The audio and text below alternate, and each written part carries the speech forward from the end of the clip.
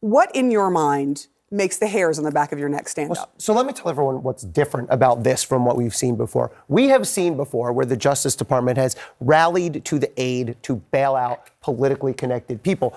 Examples that might come to mind from Donald Trump's first tenure in office, right? DOJ undermined their own prosecutors. They asked for a lower sentence for Roger Stone. They tried to throw out the Michael Flynn conviction. But what was different there is DOJ couched their requests in terms of the strength of the evidence. They said, we don't think there's enough evidence to support these charges. We don't think this sentence is fair given the actual nature of the case. Here, I don't know, maybe it's a credit to DOJ in some weird way.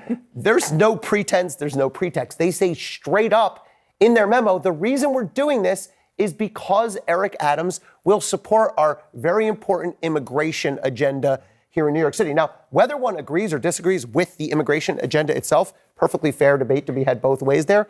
When you make a prosecutorial decision to dismiss a very serious indictment that would land him behind bars if he's convicted for several years because he's supporting your policy agenda, that is inherently political. That's why the pushback from DOJ has been so severe. And there is one more thing that I noticed that was being said, and this is to you, Pete. So you heard, sort of the line is, Eric Adams is too busy to be dealing with this big case. We should get rid of it. We're not even going to look at the case. He's too busy. He cannot concentrate on immigration and some of the other things.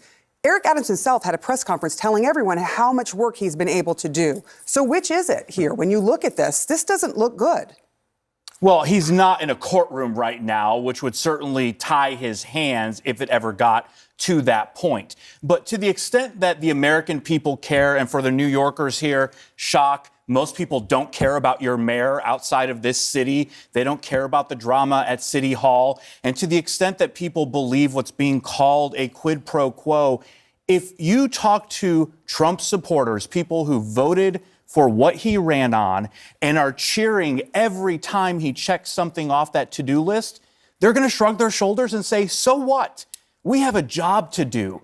And who cares about putting another corrupt big city mayor in jail when we have to tackle the immigration problem? So yeah, it is political. I'm not a lawyer. I don't have a background in it. I'm not going to make that argument. But politically, Trump voters are going to look at it and say, who cares? Let's get the job done.